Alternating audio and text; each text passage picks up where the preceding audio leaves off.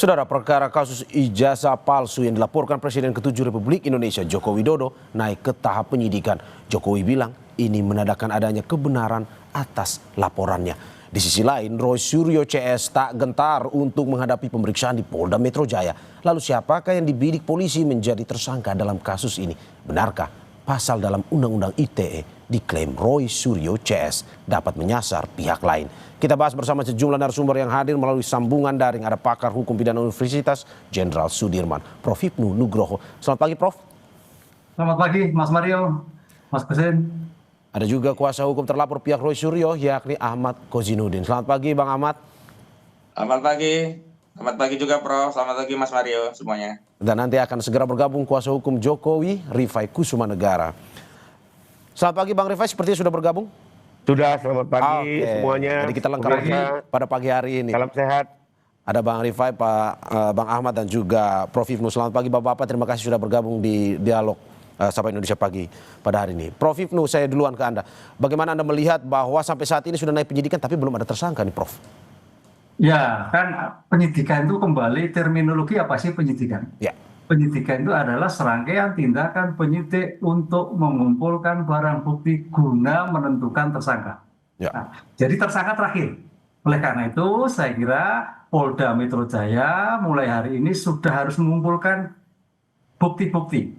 Apakah bukti itu bukti elektronik, bukti keterangan, bukti media, termasuk saksi-saksi yang kemarin di tingkat sidik dipanggil, Bang Roy CS, termasuk mungkin Pak Jokowi juga dipanggil kembali untuk pada tingkatan penyidikan.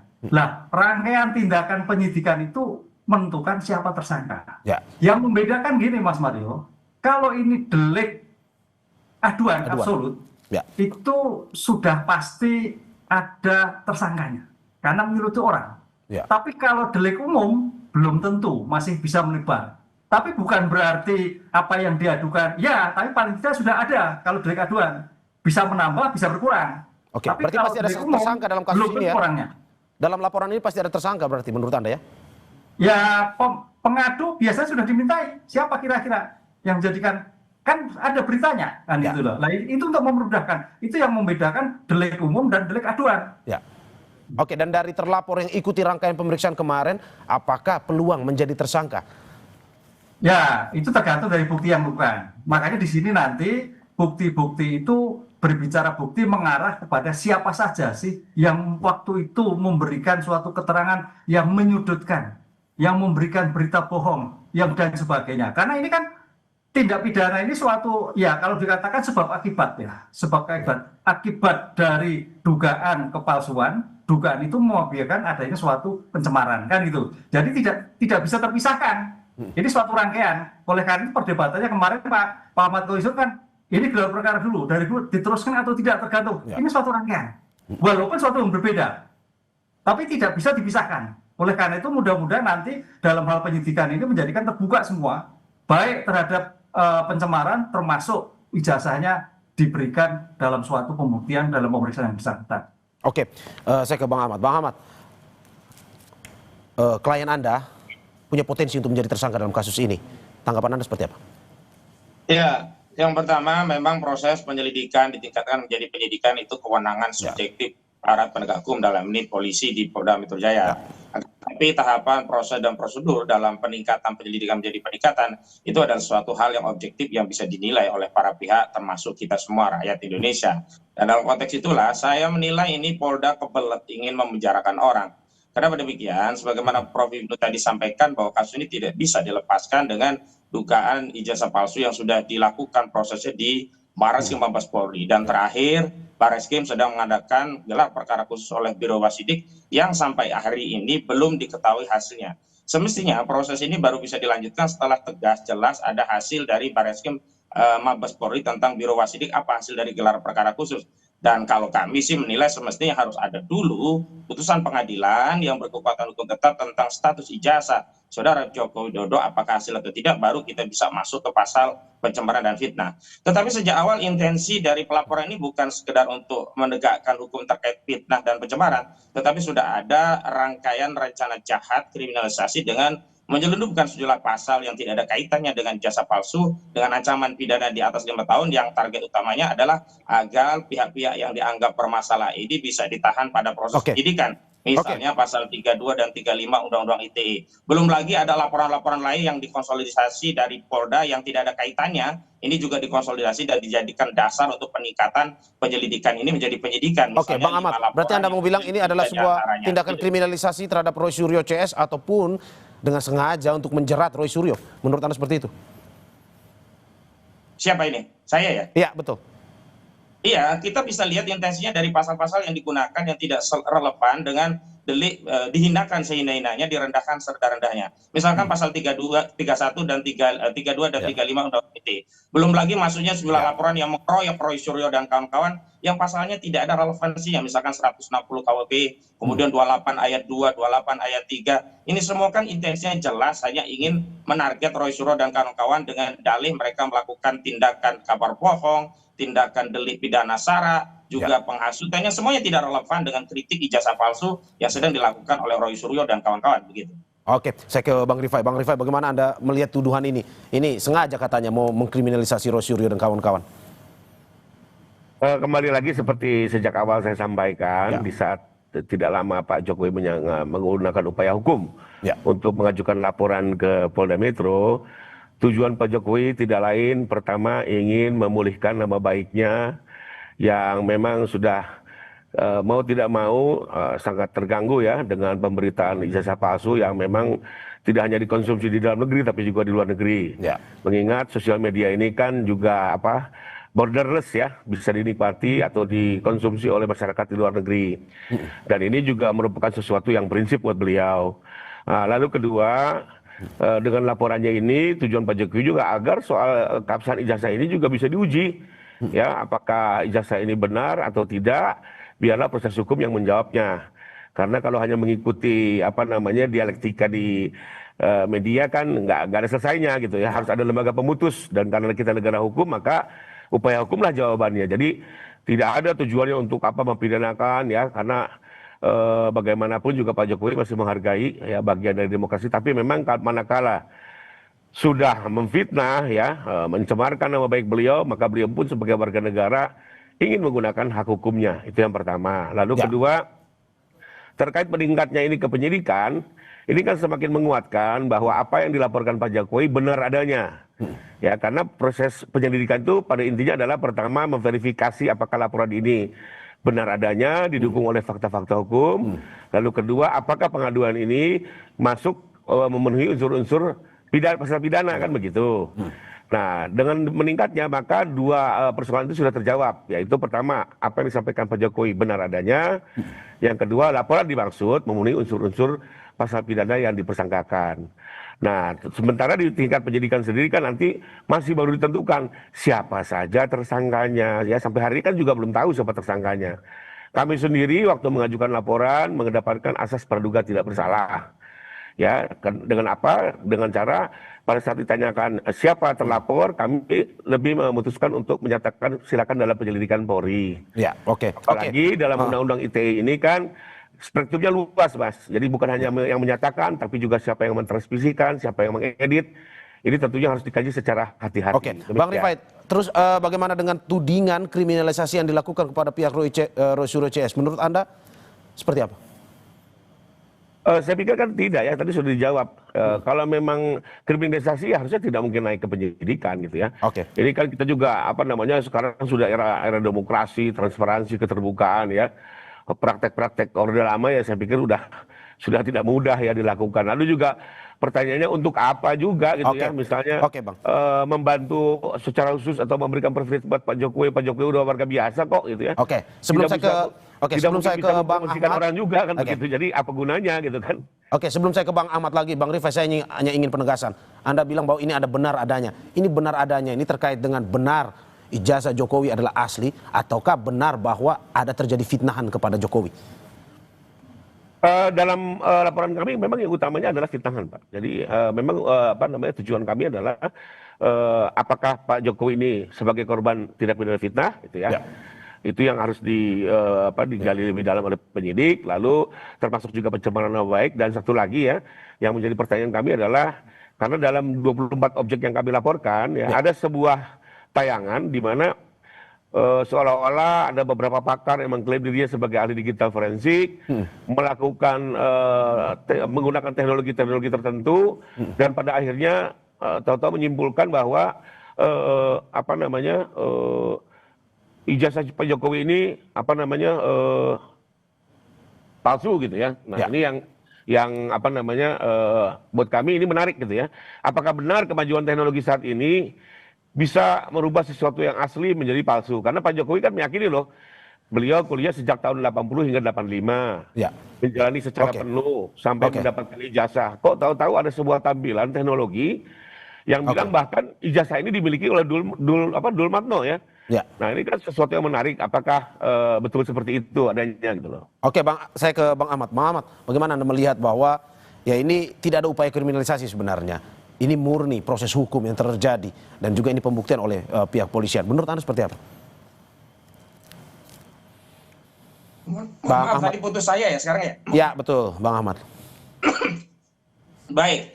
Meningkatnya proses penyelidikan ini menjadi penyidikan justru itu konfirmasi kriminalisasi sedang, telah, dan akan terus terjadi. Yang kedua, kenapa sih kita persoalkan? Kenapa? Karena metode untuk mengembalikan kehormatan Saudara Joko Widodo itu tidak nyambung. Saudara Joko Widodo merasa dihinakan sehina-hinanya, direndahkan sederhananya karena ijazahnya palsu. Metode praktis untuk mengembalikan wibawa dan kehormatannya adalah dengan menunjukkan ijazahnya asli, selesai. Bukan dengan melaporkan orang ke polisi. Laporan orang ke polisi itu ujungnya penjara. Tidak ada laporan ke polisi itu ujungnya kemudian diberi makanan enak dan seterusnya, lalu fasilitas mewah. Tidak, akan berujung penjara. Dan kita lihat intensi kriminalisasi itu terbaca manakala laporan tadi tidak fokus dengan pasal 310 KUHP, 311 KUHP, dan 227A Undang-Undang ITE yang ini merupakan gendus delik pasal yang berkaitan dengan pencemaran dan fitnah. Tetapi sudah disusupkan di sana ada pasal 35 yang ancaman pidananya 12 tahun dan pasal 32 Undang-Undang ITE yang ancaman pidananya 8 tahun.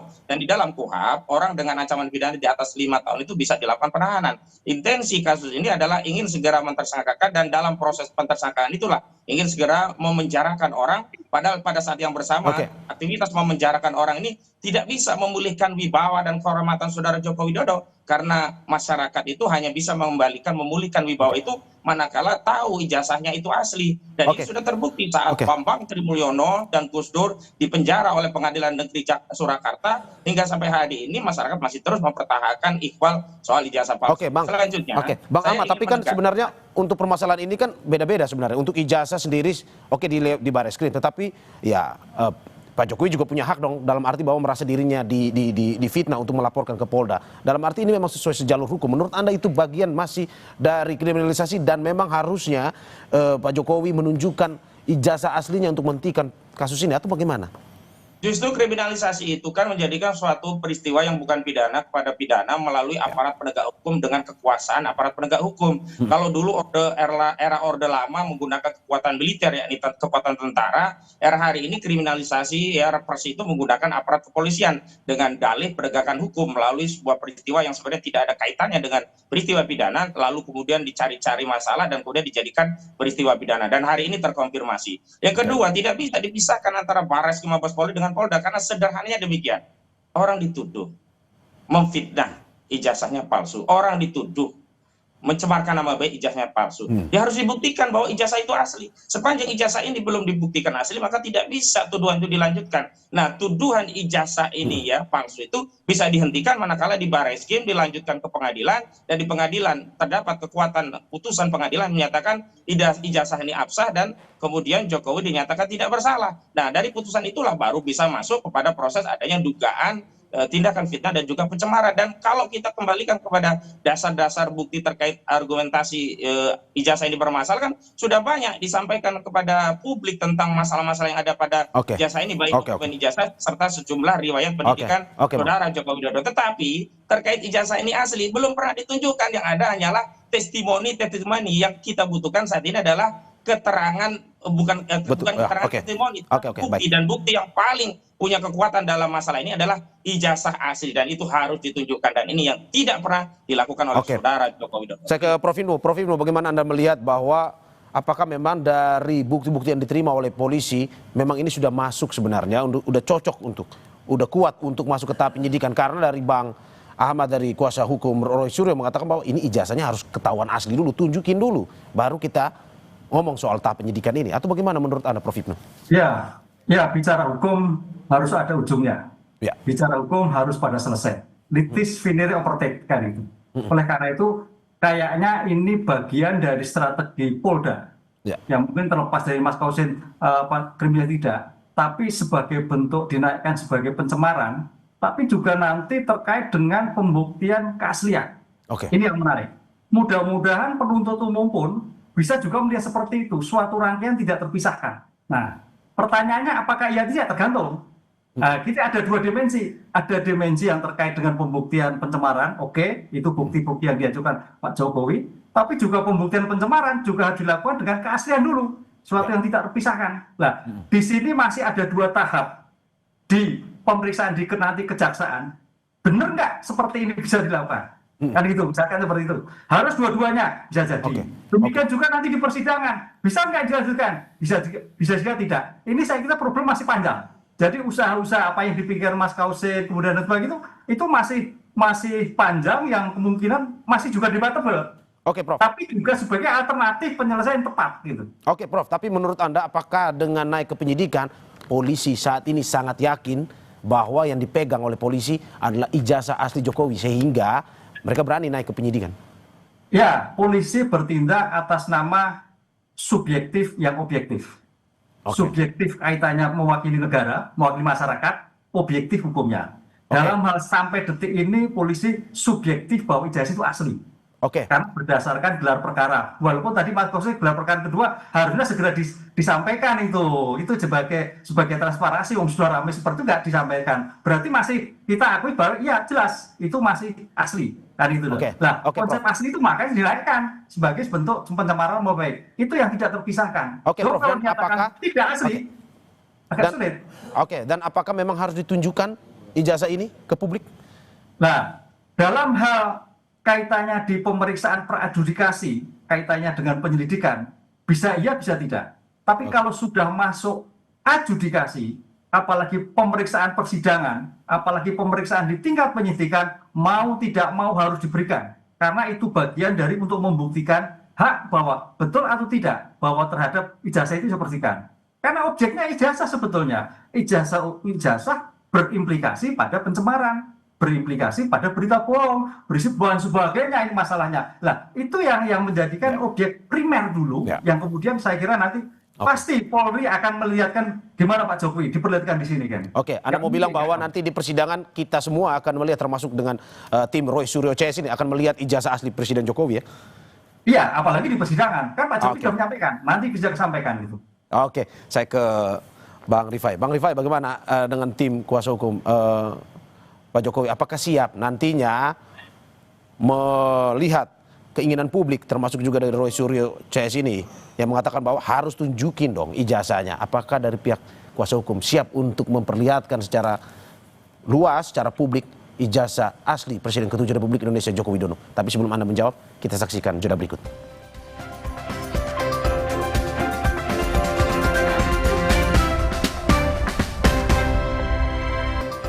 Terima kasih masih di Sapa Indonesia Pagi bersama saya Mario Sarong dan sejumlah narasumber saya. Ada pakar hukum pidana Universitas Jenderal Sudirman, Prof. Hipnu Nugroho, kuasa hukum terlapor pihak Roy Suryo yakni Ahmad Kozinudin, dan juga kuasa hukum Presiden ke-7 Republik Indonesia Joko Widodo, Rifai Kusumanegara. Saya ke Bang Rifai. Bang Rifai, bagaimana Anda melihat tuntutan bahwa jika persidangan nanti sudah seharusnya ijazah asli itu ditunjukkan ke publik ataupun di persidangan? Menurut Anda seperti apa?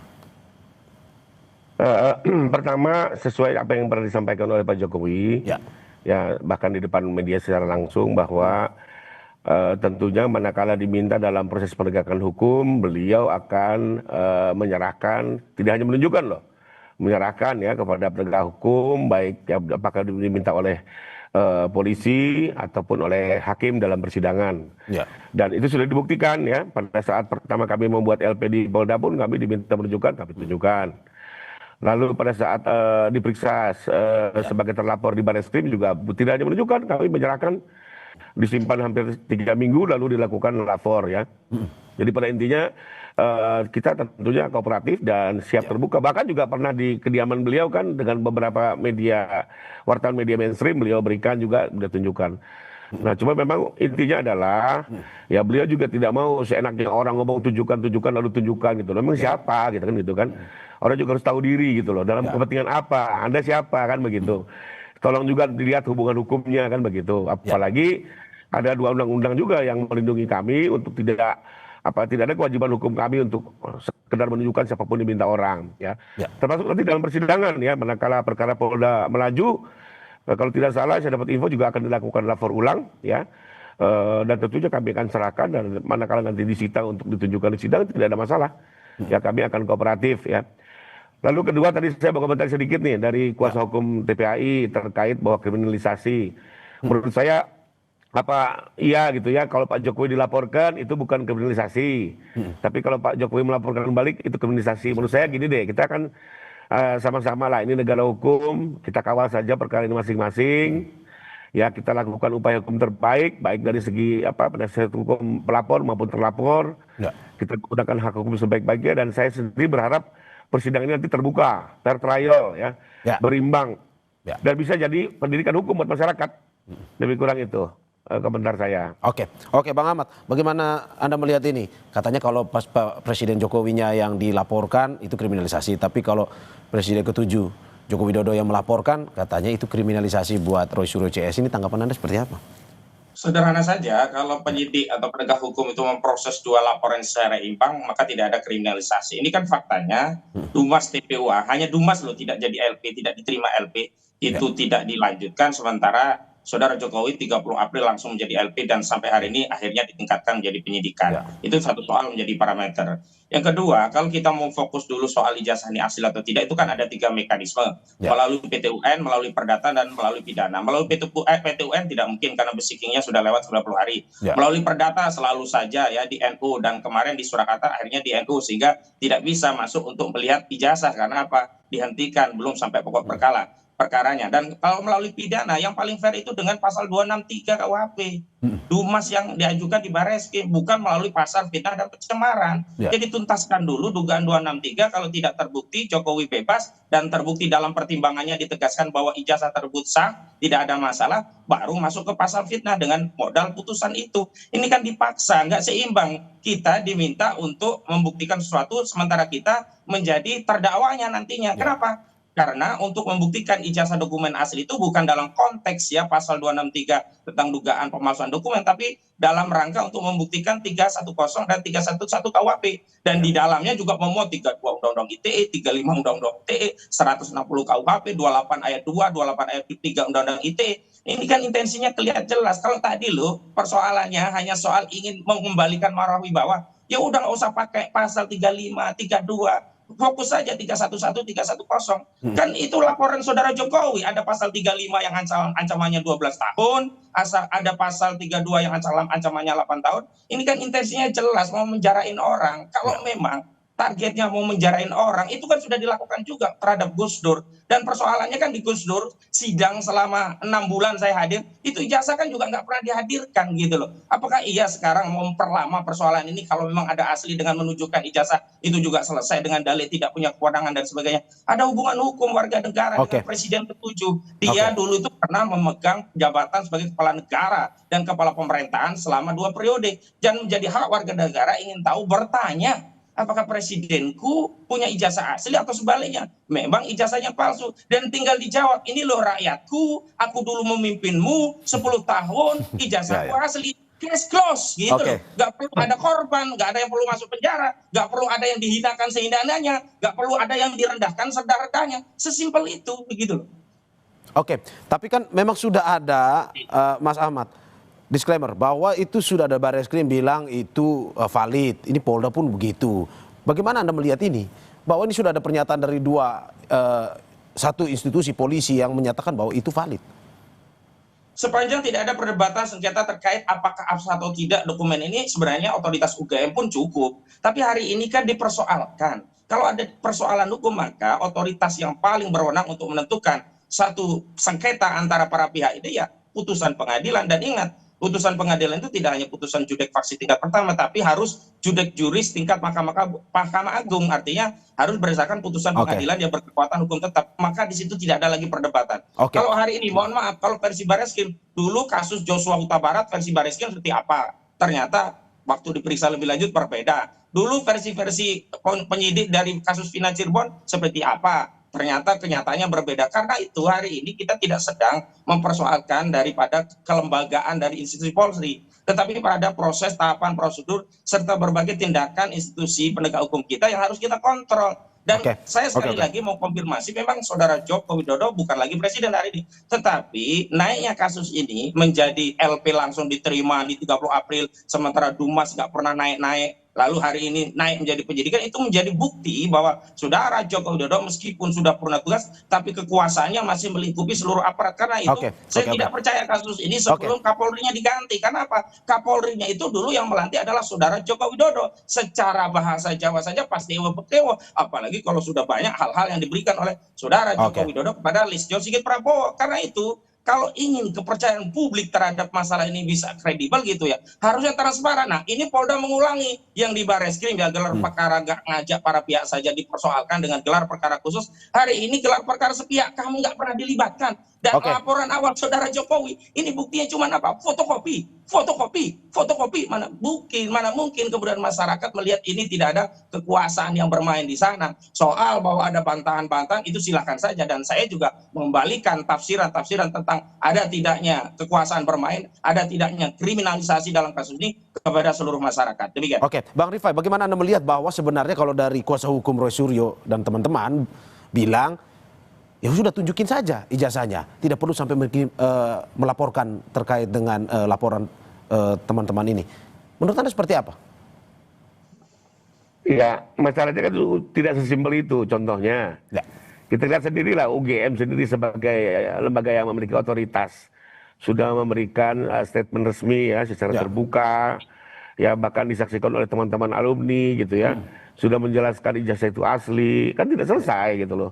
Memang tujuannya kan bukan itu gitu ya, tidak hanya sekedar memverifikasi ya, tapi memang ini kan apa namanya ingin terus diangkat menjadi isu politik ya.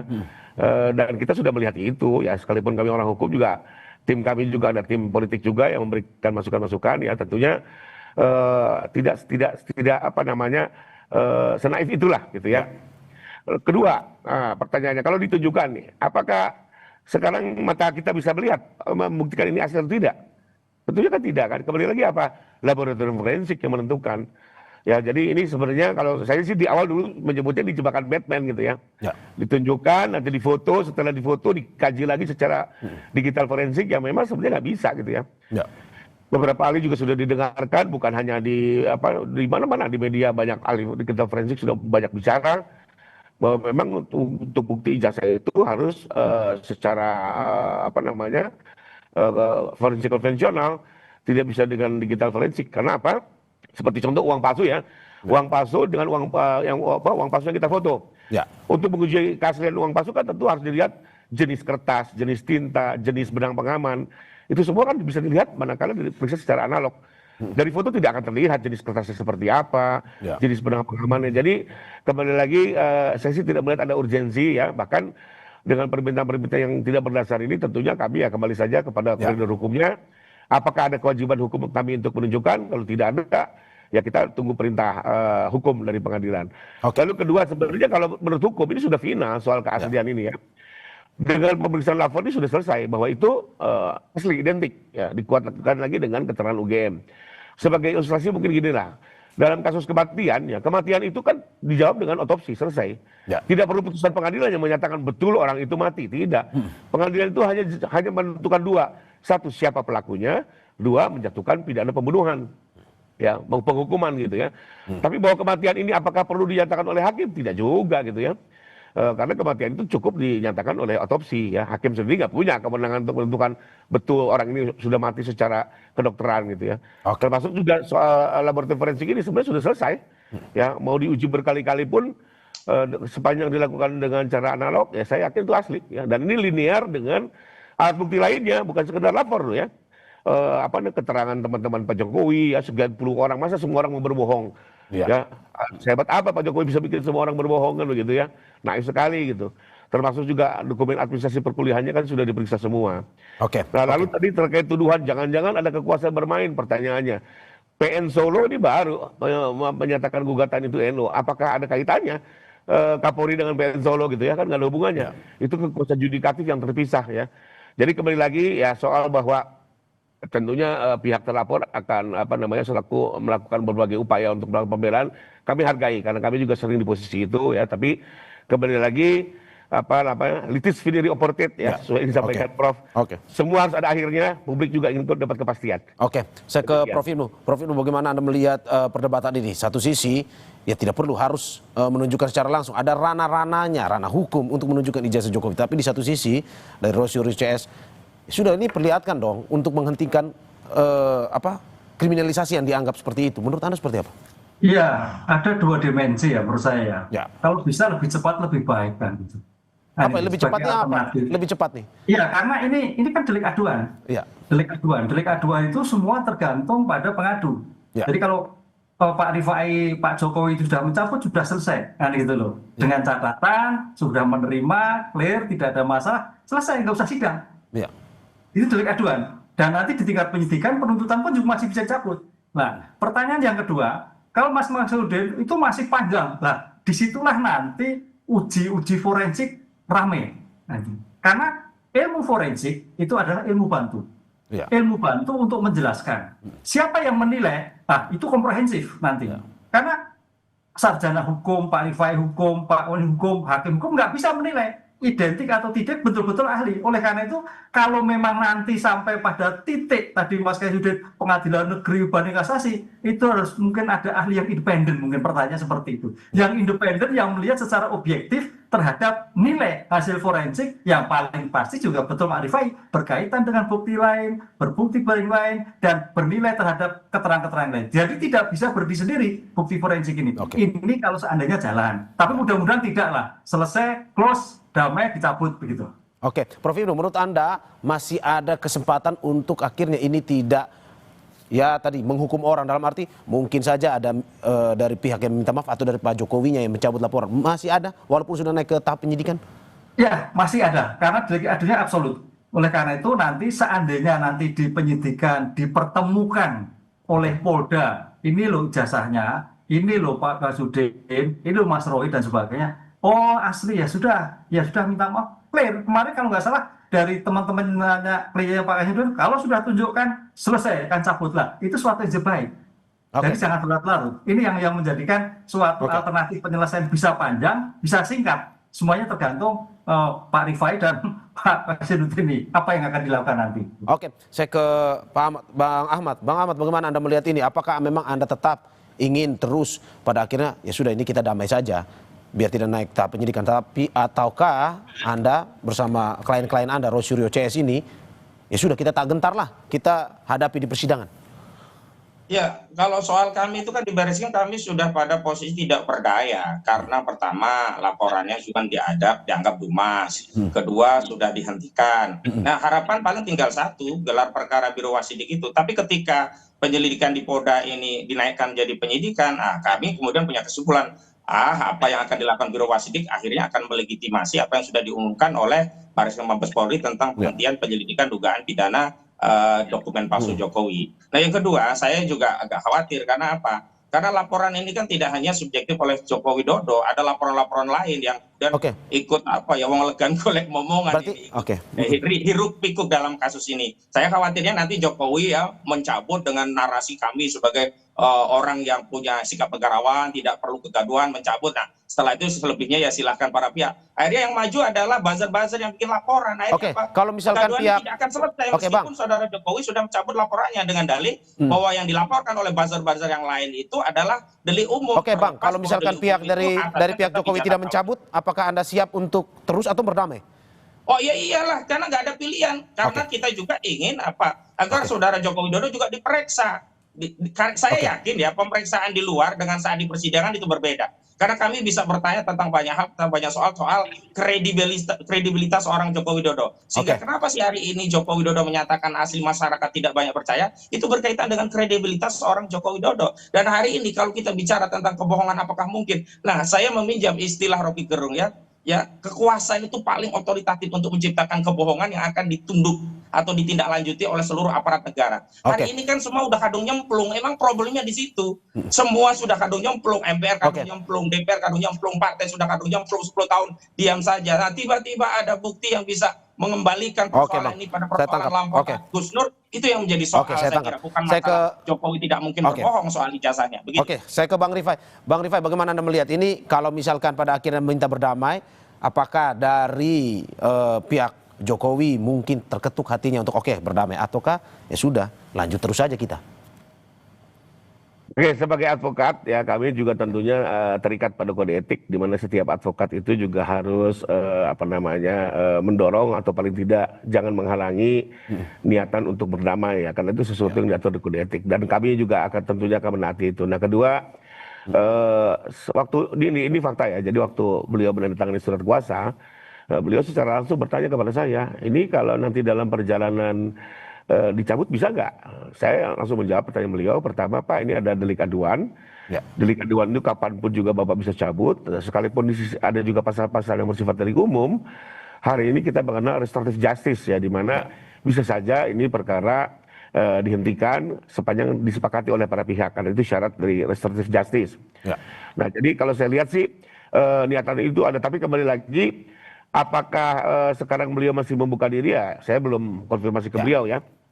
Intinya sih waktu kemarin statement terakhir beliau kan sebenarnya dengan kata kasihan itu kan sebenarnya beliau sendiri juga tidak menginginkan, tapi karena ini terus ya tidak berhenti, karena kami juga sudah memberikan somasi terbuka 2 kali ya.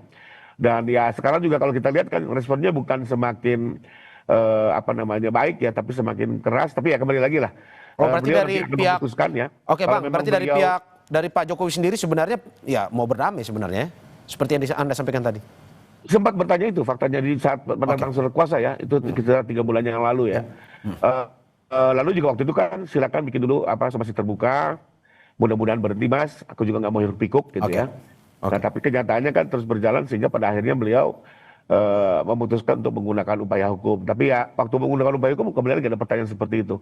Ya saya kembalikan ke beliau lah, keputusan di tangan beliau. Kami sebagai advokat hanya bertindak untuk dan atas nama ya. Oke, kita tunggu terus perkembangan dari kasus ijazah Jokowi ini. Terima kasih pakar hukum pidana Universitas Jenderal Sudirman, Prof. Hipnu Nugroho, kuasa hukum terlapor pihak Roy Suryo yakni Ahmad Kozinudin, dan kuasa hukum Presiden ke-7 Republik Indonesia Joko Widodo, Rifai Kusumanegara. Terima kasih Bapak-Bapak atas apa yang disampaikan. Terima kasih semua. Sehat-sehat selalu. Mas Ahmad. Ya, sama-sama Bang Rifai, Prof. Hipnu. Amin.